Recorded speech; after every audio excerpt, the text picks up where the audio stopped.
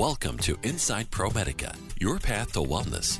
Brought to you by ProMedica Charles and Virginia Hickman Hospital, where your health is our mission. Each month, we bring you insights from leading medical experts, the latest advancements in care, and essential health tips to keep you and your family well. Let's get started. This is Kathy Williams, and with me tonight is Dr. Gietzen, and we are going to be talking all about, basically what's going on with health challenges in older adults. Dr. Gietzen, thank you for taking time out of your day to be with us. I'm happy to be here. So there are a lot of things that happen as we age. What would you say the most common health challenges are for older adults? Well, there's quite a few, actually, that people might face as they age. Mm-hmm. Probably one of the most common is that of high blood pressure. It's often a silent problem, and it affects about 7 out of 10 adults over the age of 65. Treating it is one of the most powerful things a person like myself in general medicine can do. It's the root cause of strokes, heart disease, kidney disease. The ideal numbers that we try to achieve, the top number should be less than 140, the bottom number should be less than 90. Mm-hmm. If you have the ability to self-monitor at home and you check that, those would be values that you'd want to report so that you could initiate treatment. Now, quick question in there then.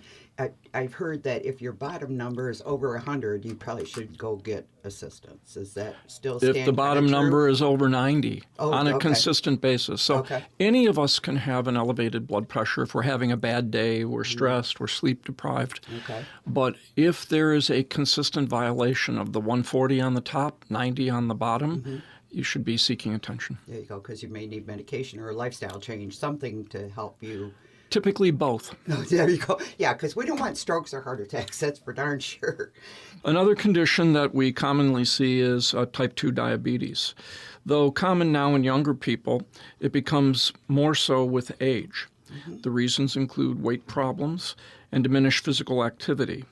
But the important thing to keep in mind is it substantially increases the likelihood of other problems like heart attacks, kidney failure, blindness, blood vessel disease, and nerve damage. The problem with diabetes is that once complications are incurred, they're essentially permanent. Mm-hmm. We commonly order tests like fasting blood sugars or the hemoglobin A1C to screen for that. Mm-hmm. Another significant issue is joint pain from arthritis, especially in the knees, hips, and low back.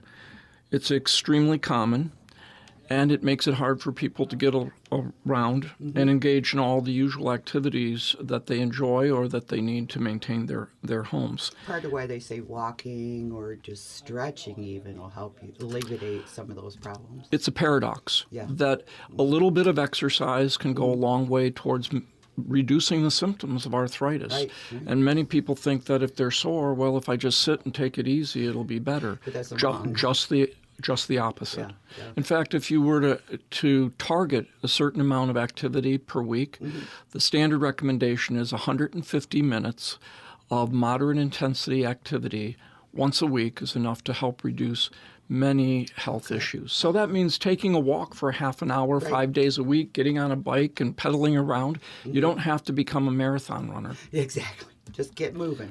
What else are we looking for?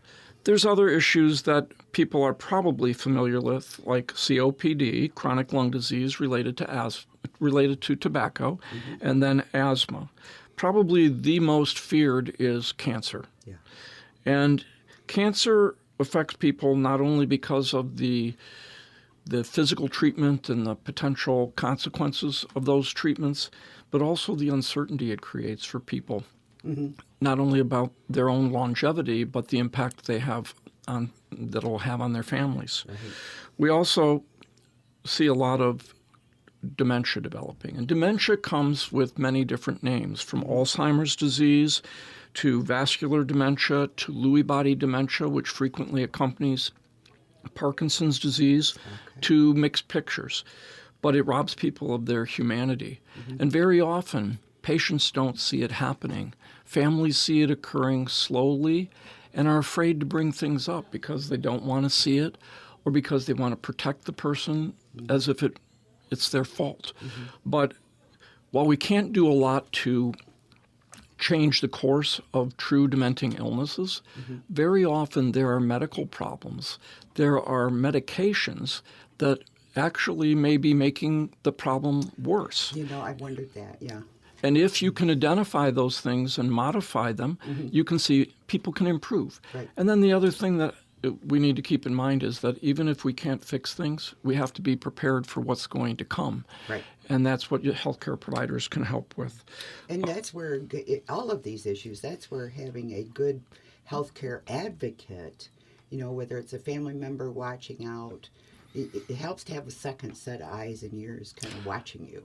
There is no question that as people age, being honest and having somebody else that understands what's happening is important. Yeah. So I encourage, if spouses can go to the same provider, that gives that provider a real advantage in terms of understanding what's going on, because they're hearing from both partners about the other. Right. Children that are interested. Many people don't have the benefit of having someone else in their life that cares. Families are smaller these days. People are far-flung. But having an interested child that is fully informed about what's happening can go a long way towards helping you plan for the future. Yeah, exactly. What else have you got on there? Well, there's other things that occur in the young that occur just as likely in the elderly, and that is depression, anxiety, substance abuse, and stress. Very often, people think that seniors don't have all of these issues, but they go undiagnosed until you actually sit down and start to talk about them. Do you think it's because of the age they were born in and how they were raised? They just kind of are, I just deal with it. People or push through. Some of it is that, and also denial is a powerful thing. Yeah. Hear no evil, see no evil, think no evil. Right. The problem is waiting until the evil is upon you. It makes things worse. And isolation. I mean, when we all were going through the pandemic, isolation probably brought a lot of depression out in a lot of people. Early on and throughout and after the fact. Yeah. And it also really broke down a lot of relationships that people had. So there's a lot more loneliness yet, even though we've all been able to liberalize our activities. Right. How does preventative care, regular checkups and such are probably helpful to see these changes? So preventive care can play a huge role in helping seniors stay healthy and independent. Medicare has actually created a special visit that they call the annual Medicare Wellness Visit, which is designed to check in and review overall health and try to identify, catch problems early. So firstly, it helps to catch issues early before symptoms show by screening. Things like blood pressure checks, blood sugar checks, mammography, colonoscopy can spot problems before there's real consequences, when doing something can actually change the course of the disease. Even drawing your clock. Even drawing your clock. I always joke about how good my clock is. My Well, hands are right where they're supposed to be. Believe it or not, some people practice so they don't look bad, but that defeats the purpose. But that memorizing those words, those can be tricky. Yes. Well, those of us that are clever, we change the words. Oh, there you go. But in terms of early detection, and I think what people should know is that, well, first of all, by the time you're 65, you really should have a provider, and you should plan on going in for preventive checkup at least annually. Mammography clearly helps to reduce the incidence of advanced cancer at diagnosis. It should start by the age of 40, and by the age of 45 should happen annually. New guidelines have come into place for colonoscopy, which should start in all people at the age of 45, unless there are extenuating circumstances with family members having early disease. Another test that fewer people are familiar with is called a DEXA scan, which tends to look at bone health. And while it's more commonly used in women and should start around the menopause, in selective cases, men benefit from the same study. The other thing that is probably super important at these visits that Medicare emphasizes is the receipt of vaccines. Okay. And we won't even touch on the COVID vaccine because I realize there's a lot of controversy surrounding that. Yes. But things like the influenza vaccine have stood the test of time.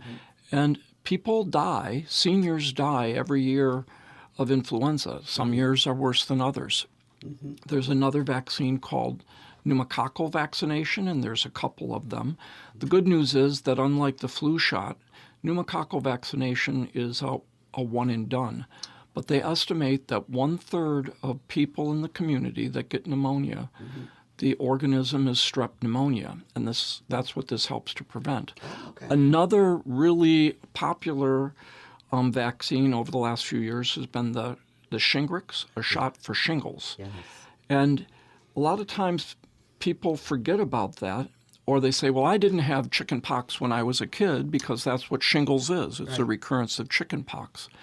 But what this vaccine has the potential to do is to reduce the pain syndrome that follows an outbreak of chicken or an outbreak of shingles. That pain syndrome can last the rest of a person's life.